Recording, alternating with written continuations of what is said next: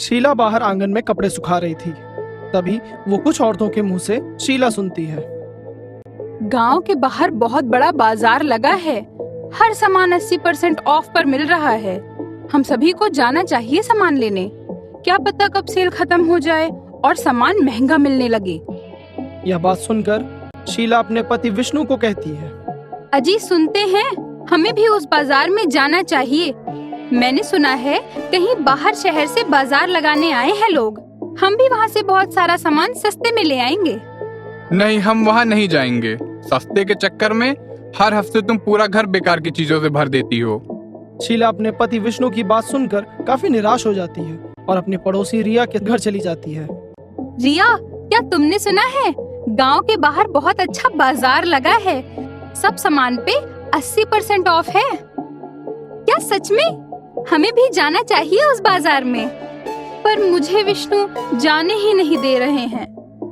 हम ऐसा करते हैं, कुछ दिन रुक जाते हैं, क्या पता वो मान जाए। ठीक है शीला, तुम कह रही हो तो, पर ऐसा ना हो सेल ही खत्म हो जाए। कुछ दिन बीत जाते हैं। शीला विष्णु को मनाने की बहुत कोशिश करती है। अजी सुनते हैं? हाँ, क्या हुआ? मैंने बोला ना, हम वहाँ नहीं जाएंगे, मतलब नहीं जाएंगे। शीला विष्णु से रूठकर बैठ जाती है, जिस कारण विष्णु को उसकी बात माननी ही पड़ती है। शीला बहुत खुश हो जाती है और रात में विष्णु के साथ उस बाजार में चली जाती है। शीला देखती है कि सब लोग बहुत सस्ते में शॉपिंग कर रहे हैं। वह भी वहां शॉपिंग करके अपने घर आती है। अगले दिन शीला जब सामान थैले से निकालती है तो वह देखती है कि सारा सामान टूटा हुआ है। शीला बहुत दुखी हो जाती है। ये क्या हुआ? सारे सामान कैसे टूट गए? आज रात में ही मैं उस बाजार में जाकर सारा सामान लौटा दूंगी। उसी रात को शीला अपने पति विष्णु के साथ उसी बाजार में जाती है। शीला आसपास देखती है कि सारे लोग जो कल शॉपिंग करने आए थे वो लोग आज बाजार में सामान बेच रहे हैं। शीला को समझ नहीं पाती। तभी वो अपने पति को देखती है। विष्णु हिप्नोटाइज हो जाता है और एक दुकान के अंदर काम करने लगता है। शीला विष्णु को बोलती है, मत करो आप ये सब यहाँ, काम क्यों कर रहे हो? पर विष्णु को सुनता ही नहीं। शीला रोने लग जाती है। उसे कुछ समझ नहीं आता। रोते रोते शीला एक पेड़ के नीचे बैठ जाती है कि तभी एक बाबा वहां से गुजर रहे होते हैं। बाबा शीला को रोता देखकर रुक जाते हैं और वह पूछते हैं, क्या हुआ बेटी, तुम रो क्यों रही हो?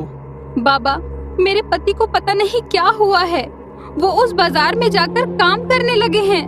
मैंने बहुत कोशिश की उन्हें होश में लाने की, पर वो तो सुन ही नहीं रहे। तुम्हें उस बाजार के बारे में नहीं पता क्या? इसे भूतों का बाजार बोला जाता है। जो लोग यहाँ से सामान लेते हैं वो अपना सब कुछ भूलकर यहाँ काम करने लग जाते हैं। फिर भूत उन्हें भी मारकर अपने साथ ले जाते हैं। तुम्हारे पति को बचाने का बस एक ही तरीका है। उस बाजार के अंदर एक गुफा मिलेगी जिसमें भूतों का सरदार सोया हुआ रहेगा।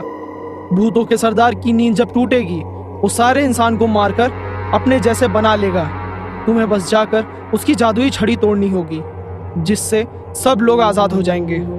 ठीक है, अब आप जैसा बोल रहे हैं मैं वैसा ही करूंगी। शीला उस गुफा के अंदर जाती है और देखती है एक बड़ा सा दानव वहां सोया हुआ है। शीला जल्दी जाकर उसकी छड़ी उठा लेती है। तभी वहां बहुत सारे भूत आ जाते हैं और शीला की तरफ बढ़ने लगते हैं। तभी बाबा वहां आ जाते हैं और शीला उस छड़ी को बाबा की तरफ फेंकती है। बाबा उस छड़ी को तोड़ देते हैं।